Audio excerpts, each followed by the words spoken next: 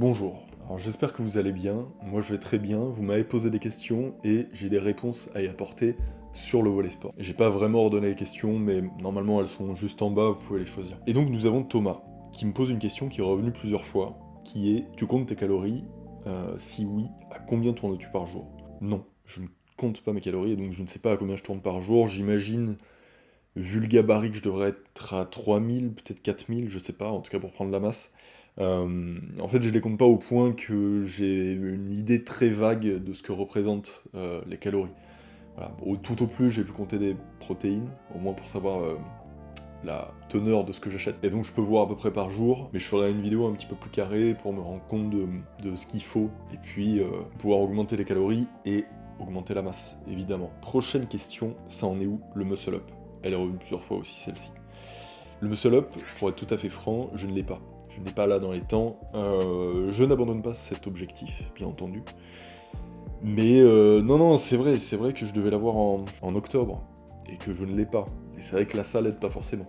Un muscle up à la salle, voilà, ça finit dans le plafond très très vite. Donc c'est une quête qui n'est pas encore aboutie. Peut-être que ma taille est une excuse, je ne sais pas. J'ai cru comprendre que c'était plus compliqué pour les plus grands.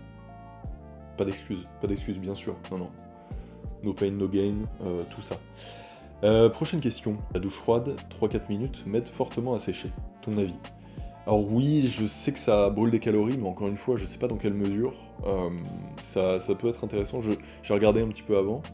Je suis tombé sur un forum qui parlait d'une douche froide à moins 500 calories.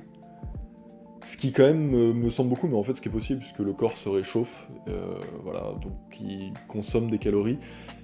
Personnellement, ça m'arrange pas tellement, c'est pas du tout ce qui m'attire dans la douche froide, au contraire. C'est l'expérience de mort imminente. J'exagère pour la mort imminente. Mais c'est vrai que le corps, quand il en sort à un niveau de dopamine plus haut, il va être plus sensible en fait à la dopamine, et c'est parce qu'il a été dans une situation extrêmement inconfortable. Et ça, je pense que c'est une bonne chose, la situation inconfortable. Après, j'ai une théorie aussi, mais qui est validée, je crois, par aucune étude. Il n'y a pas d'étude qui lie la testostérone à la douche froide, je suis pas sûr. Cependant, je pense qu'un stress fort fait augmenter la testostérone à la suite de ce stress. Extrêmement douteux comme affirmation, mais ça me semble logique. Ah oui, et puis il y a l'histoire des graisses brunes et graisses blanches, voilà, parce que j'ai quand même été dans la secte de la douche froide, qui racontait toutes ces théories jadis. Et voilà, il me semble que les graisses brunes sont une bonne chose et qu'elles utilisent les graisses blanches ou qu'elles sont plus mobiles, je sais plus exactement, et le froid les augmente. Je pense que c'est une bonne chose. Question suivante de Jules qui dit: tu fais des sports de combat sérieusement, CF, stage Loubersan?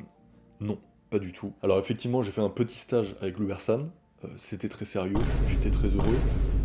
Voilà, j'ai perdu 15 litres d'eau, c'était plutôt intense. Et c'est vrai que je suis pas tellement habitué au cours, en vrai, la vérité c'est que j'aime pas trop ça en fait. Tous les échauffements, le cardio, je trouve ça un petit peu long. Mais je me plierai plus tard, quand tu auras le prochain arc après la musculation des sports de combat, je me plierai à ce moment-là à cette discipline. Et je ferai des petits tours de terrain, des petits abdos, du gainage. Pour le moment, il y a très peu d'échauffement, le but est de devenir énorme. Prochaine question, Tom qui me dit: salut, quel complément alimentaire prends-tu? Vitamines, minéraux? Ou est-ce que tu vas tout chercher dans ton alimentation? Quel type d'alimentation as-tu? Merci beaucoup. Alors pour ce qui est des compléments alimentaires, j'en ai testé plusieurs, j'en ai gardé quelques-uns que je vous affiche juste là. Et donc oui, je me supplémente, je vais pas tout chercher dans mon alimentation. Je pense que c'est possible. D'autres me demandaient si c'était indispensable, les compléments alimentaires pour la progression. Je pense pas que ce soit indispensable, mais je pense que c'est extrêmement pratique, extrêmement fiable. Et quand je dis fiable, c'est parce que c'est toujours compliqué d'évaluer la qualité d'un aliment et ce qu'il va réellement nous apporter. C'est aussi pour ça que je dis que c'est pas indispensable, c'est parce qu'avec une nourriture de qualité exceptionnelle, je pense qu'il est possible de tout avoir. Mais après, pour avoir dans ces quantités-là et n'avoir aucune carence, je pense qu'il faudrait manger beaucoup. Et c'est vrai que les compléments alimentaires me permettent aussi de pas avoir à me gaver pour avoir tant de micronutriments. Micro, macro, j'ai toujours un doute. Quoi qu'il en soit, lipides, glucides, protéines, ça je vais le chercher dans l'alimentation. Quasiment en dehors de quelques shakers, mais voilà, c'est pas ce que je préfère. Et après, justement, ça va être minéraux et vitamines que je vais supplémenter parce que j'imagine que les sols sont assez pauvres. Enfin, les sols sur lesquels poussent ceux avec quoi on nourrit les bêtes. Après, je pense qu'il y a quelques aliments qui restent très riches. Je le sens quand je mange des cœurs, du foie. Je pense que c'est des aliments très riches, pareil pour le bœuf, pour certaines viandes. Mais voilà, les compléments me servent bien. Et là, j'ai répondu aux 2 premières questions. Dernière question, quel type d'alimentation as-tu? En réalité, elle est très normale, je suis passé par plusieurs types d'alimentation. Peut-être un jour en parlerai-je, mais je suis passé il y a un moment par le végétarisme. Je sais pas si c'est le terme exact, mais en gros, ne pas manger ni viande ni poisson. Ça m'a fait maigrir, et il en va de même pour ce qui est de la diète carnivore qui consiste à se nourrir que de produits animaux, et ça aussi, ça m'a fait maigrir. En fait, j'ai envie de manger une diversité d'aliments, et s'il y a un seul type, comme là, ça va me gaver très vite, et donc je vais moins manger. Si je devais résumer ces 2 expériences, le régime végétarien, c'est au niveau intestinal, au niveau digestif que c'était compliqué, et pour ce qui est de la diète carnivore, c'était plus au niveau du foie, qui était surchargé de graisse. Et Dieu sait que j'aime ça. Ah oui, et donc pour répondre à quel type d'alimentation as-tu, en réalité, elle est très très normale, j'ai l'impression. Il y a viande, fromage, c'est vrai que ça constitue pas mal de mon régime, avec pas mal de féculents, notamment riz pâte, et puis des légumes, voilà, parce que j'aime ça. S'il y a des spécificités, ça peut être éventuellement que je mange peu de sucre. Voilà, je mange très peu sucré, et c'est très peu transformé aussi. C'est très rarement dans des packaging avec des aliments bizarres, des graisses végétales de je ne sais où. Ensuite, prochaine question, des astuces pour prendre du poids quand on est maigre, de la masse en étant étudiant, entre parenthèses, incroyable les petits Suisses. Là, il est possible que j'ai mis plusieurs questions ensemble, et que j'ai aussi sélectionné la parenthèse incroyable les petits Suisses, parce que certains s'en sont plaints. Certains ont dit oui, ça commence à faire beaucoup, le petit papier autour du petit Suisse, j'aimerais manger autre chose. Non, non, on mange pas forcément autre chose. Je vous donnerai une astuce pour encore un autre ingrédient de prise de masse. Mais donc à la question comment prendre du poids quand on est maigre, une des réponses, en tout cas ce qui a été une solution pour moi, ça a été de comprendre que en fait notre corps ne veut pas de la graisse. Notre corps n'accumulera pas de graisse, il est fait comme ça, voilà, on est trop jeune ou métabolisme trop rapide. Cependant, on peut peut-être prendre du muscle. Je dis peut-être, mais en tout cas, moi, ça a été mon cas. J'ai compris qu'en fait, je pouvais prendre du poids, et je n'ai pris du poids qu'à partir du moment où j'ai pris du muscle, en fait. Même en mangeant beaucoup, le corps ne stocke pas forcément de la graisse, mais il peut peut-être plus facilement construire du muscle, et donc, voilà, porter des charges lourdes. Porter des charges lourdes assez régulièrement pour prendre du muscle, la recette classique.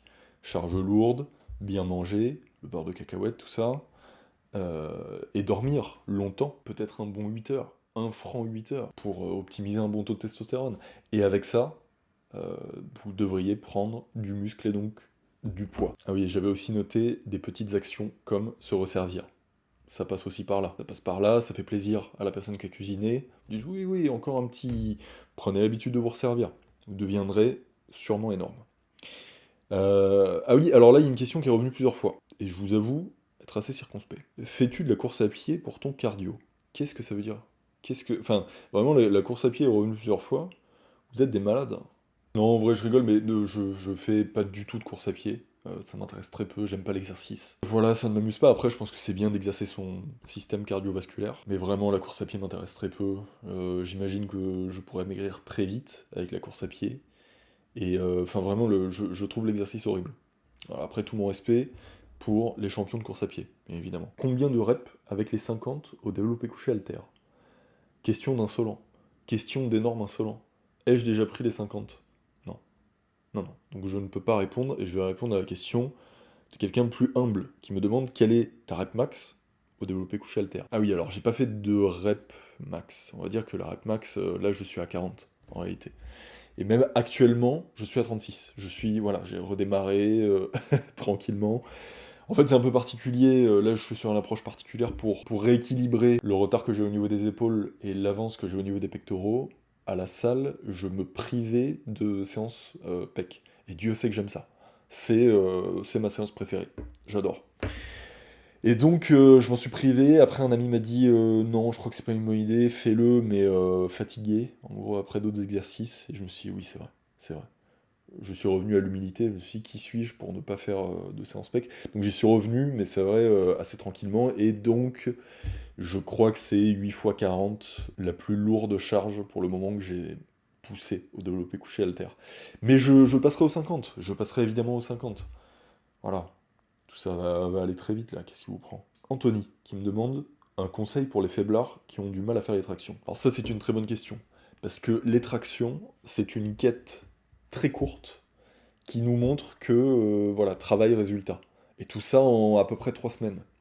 C'est-à-dire que vous êtes nul aux tractions, vous y revenez tous les, allez, on va dire, 2 à 4 jours, en fonction de comment vous avez récupéré nerveusement. Et en fait, très vite, vous allez en faire 10. Je pense même au bout de 3 semaines sans problème. Et ça rend très heureux. Parce qu'on se souvient du moment, c'était 3 semaines avant, où on était tout faible. Ça nous donne un bon exemple à appliquer à peu près tout le reste de sa vie. Donc je pense que c'est excellent de se contraindre aux tractions. T'es-tu déjà blessé? Si oui, comment ça aurait pu être évité? Alors oui, je me suis déjà blessé, outre toutes les petites douleurs que j'ai pu avoir en musculation, en réalité qui sont parties très vite, hein, avec des bonnes nuits de sommeil et en marchant, j'imagine que ça remet un peu le dos, ce genre de choses. Donc généralement, mon corps se remettait à peu près à chaque fois de ces petites douleurs. Remontons quand même en 2014. Alors je trouve l'anecdote marrante parce que j'étais très con. Ou du moins, j'avais pas accès aux conseils, ou bon, enfin bref, j'étais pas allé voir les conseils sur internet. Et je pensais qu'il fallait faire beaucoup de pompes pour être très musclé. J'ai donc fait beaucoup de pompes. Et je suis monté à 400 par jour. Déjà là, on se dit, il y a un problème. Il n'y a pas de repos nerveux. Il y a 400 pompes par jour. De surcroît, j'étais en vacances avec des amis, et évidemment, on se sous-nourrissait. Très vite, voilà, on ne sait pas gérer un budget course, et donc on se nourrit très mal, en fait. Voire avec des, vous savez, les soupes chinoises, là. Et oui, nutritivement, très très pauvre, je vous assure. Il y a du goût avec le petit sachet, mais bref. Très pauvre. Donc, pas assez nourri, sommeil de très mauvaise qualité, parce qu'on buvait. Voilà, tout ça n'aide pas non plus. 400 pompes par jour, vous imaginez bien. Poignet, poignet fragilisé, clairement. Plus, j'ai fait une chute, parce que je vous le rappelle, j'étais très con. J'ai fait une chute du toit d'un garage. Voilà, je vais pas forcément en rajouter. Je chute, je tombe évidemment sur les mains, et là le poignet enfle pendant plusieurs jours. Et donc c'est pas une vraie blessure à cause de la musculation, mais si, je pense que les 400 pompes étaient quand même dans l'équation. Et donc ça c'est à peu près la seule fois où je me suis, je dirais, réellement blessé. Il faut faire certes attention, mais franchement la musculation ça reste un sport assez peu dangereux en termes de blessures. Oui voilà, toujours dans le contrôle, on fait attention à l'ego lift, tout ça. C'est comme ça qu'on évite de se blesser. Et même les douleurs en vrai ça m'embête. Je perds de la vitalité, ça me rend nerveux. Euh, non, non, non, c'est idéalement, faut minimiser les douleurs au maximum. Vivre sa vie pleinement. Ensuite, question, pourquoi fait-il si chaud en salle de sport? C'est un complot contre le muscle. Alors j'ai sélectionné cette question juste pour la deuxième partie, que je trouve marrante. C'est un complot contre le muscle, parce que je ne souffre pas tellement de la chaleur en salle. En réalité, mon t-shirt, ça va. En revanche, je pense que la playlist de Basic Fit est un complot contre le muscle. Voilà, non, je trouvais la formulation marrante. Johan, comment tu t'y prends pour travailler les jambes? Alors justement. À la base, j'étais à la machine. L'espèce de presse, je sais pas exactement si c'est une presse. Je montais comme ça, petit à petit. En fait, depuis que j'ai repris la salle, j'ai repris les jambes. Et jusqu'à un poids assez généreux, une centaine de kilos, je sais plus exactement. Donc voilà, je poussais, j'étais plutôt heureux. Et un jour, où j'arrive à 14h pour croiser personne, évidemment, j'adore les heures creuses, il y a quand même des gens sur la machine avec laquelle je suis habitué. Je grogne un petit peu et je monte faire des squats. Je n'avais jamais fait de squat. Voilà, donc je prends la barre, tout ça sur les épaules, et je fais des squats. Et dans ma tête, j'allais pouvoir mettre beaucoup plus lourd. Et en fait, j'ai mis, je crois, 40 tout au plus. Et en fait, la pression qui me demandait d'arrêter la série, c'était la barre sur le dos, là, je sais pas où vous la mettez exactement. C'était un enfer, en fait. C'était un enfer, plus j'étais malade, le système nerveux partait dans tous les sens, j'étais très énervé ce jour-là. J'étais très énervé, donc voilà, première séance squat est un fiasco. Je vais y revenir, bien sûr, je vais revenir à la charge. Je vais mettre, je sais pas quoi, une petite serviette autour de la barre pour que ce soit pas elle qui m'arrête. Et en soi, même dans la charge, hein, en vrai, les jambes étaient traumatisées. Plusieurs jours après, j'étais un peu raide. J'avais du mal avec les escaliers. Et dernière question, rapport taille-poids, un peu plus d'1m90 pour un petit peu plus de 80 kg. C'est toujours important à rappeler, je vais le rappeler à chaque vidéo. À chaque vidéo, je vais rappeler la taille et mon poids.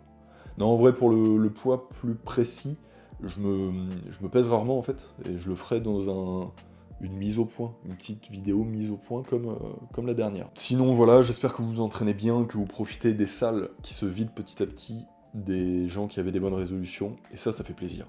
Ça fait plaisir, j'adore, vous avez remarqué que j'adore quand il y a personne. Donc voilà, petite FAQ, encore une fois, j'ai sélectionné quelques questions, celles que je trouvais pertinentes pour le moment. Et voilà, je vous souhaite une bonne journée, une bonne soirée. On se voit bientôt, parce qu'en fait, vos questions m'ont aussi suggéré des idées de vidéos. Voilà. Donc tout ça arrive très vite, je vous invite bien évidemment à vous abonner. Voilà, je vous embrasse.